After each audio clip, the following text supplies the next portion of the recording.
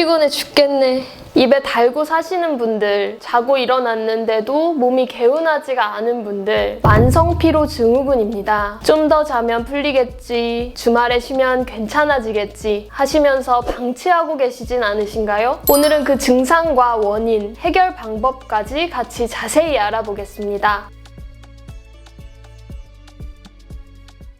안녕하세요. 한의사 가은입니다. 만성피로 증후군이란 생리적 피로, 그러니까 우리가 생활하면서 생기는 자연스러운 피로 증상을 넘어서서 쉬어도 잠을 자도 해결되지 않는 피로감이 6개월 이상 지속되는 경우를 말합니다. 증상으로는 최근 발생한 기억력 및 집중력 장애, 연하통, 압통을 동반한 애과부, 경부 임파선 비대, 근육통, 염증을 동반한 다발성 관절통, 중증도가 이전과는 다른 두통, 휴식으로 호전되지 않는 두통이 24시간 이상 지속되는 불편감 등이 있습니다. 만성피로 증후군에서는 반드시 감별해야 하는 질환들이 있는데요. 극심하게 피곤하면서 체중이 급격히 줄어드는 경우에는 당뇨나 암을 의심해 봐야 하고요. 또 다른 경우는 심한 피로와 함께 평소와는 다르게 온도 변화, 즉 추위와 더위에 굉장히 민감해지고 숨이 차거나 식욕의 변화가 급격히 발생했을 경우에는 갑상선 질환을 의심해 봐야 합니다. 그 외에도 얼굴이 달덩이처럼 붓거나 다리가 코끼리 다리처럼 붓는 증상과 피로감이 함께 찾아오면 부신 기능의 저하를 의심해 봐야 하고요. 이런 질환들을 감별하기 위해 진행한 여러 가지 검사상에 아무 문제가 없고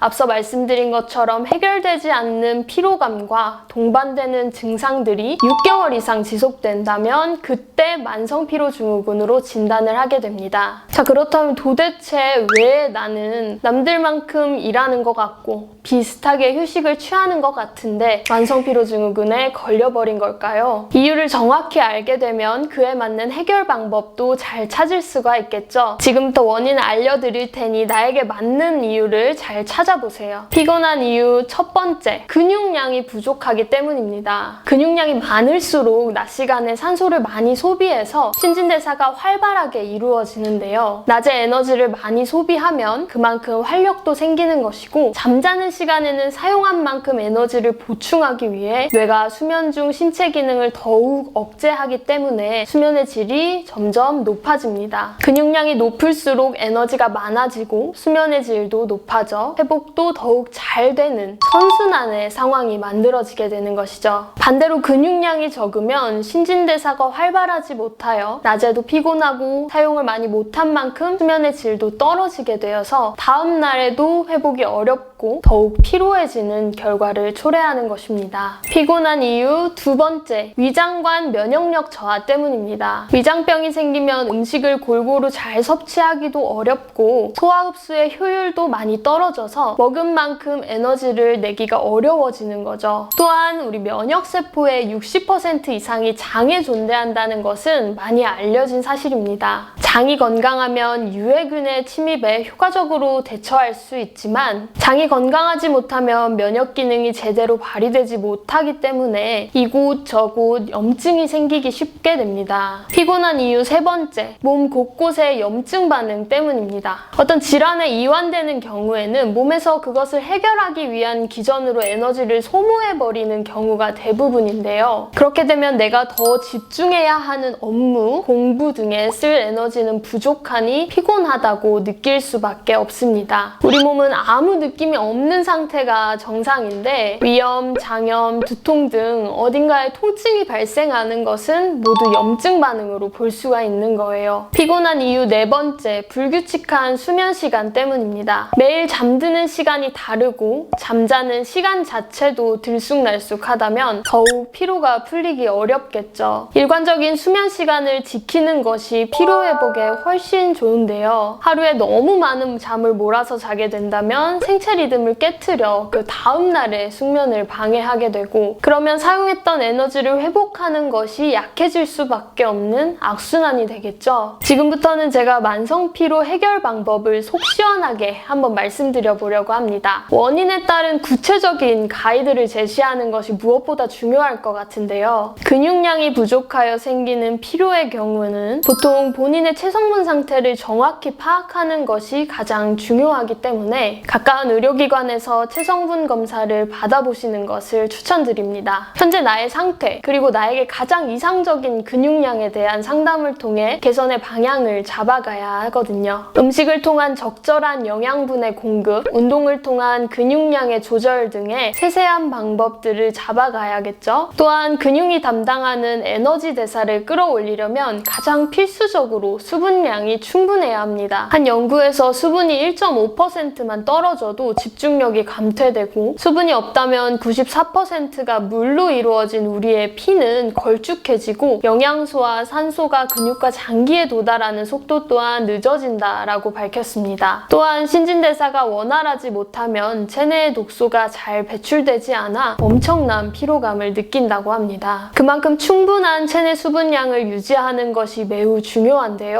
우리 몸은 체내 수분이 2% 떨어지면 목마름을 느껴 물을 먹게 됩니다. 사실 이건 죽지 않기 위해 먹는 것이지 충분하게 섭취하는 방법은 아니에요. 그러니 평소에 수시로 물을 마셔야 하고 하루에 1리터에서 2리터까지 마시는 것을 목표로 하셔야 합니다. 몸 곳곳에 염증, 즉 통증이 있는 경우라면 반드시 이것을 먼저 치료하는 것에 초점을 맞추셔야 합니다. 검사상으로는 이상이 없다고 하거나 심한 통증이 아니니 자연스럽게 괜찮아지겠지, 시간 지나면 곧 나아지겠지 하시면서 방치한다면 염증은 더 심해질 뿐만 아니라 그 때문에 생기는 피로 또한 풀릴 수 없는 상황에 직면하게 되는 것이죠. 위장관의 면역이 떨어진 경우에는 치료가 가장 중요합니다. 치료를 먼저 받은 후에 소화 상태, 대변 상태가 호전되는 것을 확인하고 좋은 상태를 잘 유지하기 위한 식이습관, 생활관리를 정립하셔야 합니다. 몸 곳곳에 염증 반응이 잦은 경우도 마찬가지로 치료와 함께 식이습관, 생활관리가 가장 중요한데요. 장내에 독소물질이 머무는 시간이 길어지지 않도록 식이섬유가 풍부한 음식을 섭취하고 가식하지 않으셔야 합니다. 그리고 육류 섭취를 줄이고 채소와 해조류를 충분히 섭취하는 것이 좋습니다. 또한 장내 환경을 정상으로 만들어주는 유산균을 꾸준히 섭취하는 것도 좋은 방법입니다. 마지막으로 수면 습관의 문제는 반드시 교정하셔야 하는데요. 매일 같은 시간 취침, 특히 12시 이전에 주무시는 것을 꼭 추천드리고요. 주말에도 비슷한 시간에 주무시도록 하고 아침에는 조금 더 잘 수 있겠지만 한두 시간만 더 자는 범위 안에서만 조절을 하셔서 생체 리듬을 깨트리지 않도록 해주세요. 본인이 컨트롤할 수 있는 것은 모두 조정을 해서 잠을 규칙적으로 자려고 했는데도 잘 안 되시는 분들 있을 거예요. 불면증이라고 하죠. 그 경우에는 먼저 자율신경을 조절하는 치료를 함께 병행하시는 것을 반드시 추천드립니다. 자, 여러분, 오늘은 만성피로증후군의 증상과 원인, 그리고 해결 방법까지 함께 알아보았습니다. 근육량, 위장관 면역, 완성염증, 불규칙한 수면 말씀드렸던 거 반드시 기억하시고요. 본인에게 해당하는 것을 쏙쏙 골라 꼭 기억하셔서 그에 맞는 해결 방안으로 만성피로에서 탈출할 수 있도록 해주세요. 저희 채널 구독자 여러분들은 오늘 알려드린 정보들을 통해 미리미리 예방해서 건강하고 행복하게 살도록 해요. 저희는 다음번에 더 좋은 건강 정보를 가지고 찾아오겠습니다. 오늘도 건강한 하루 보내세요.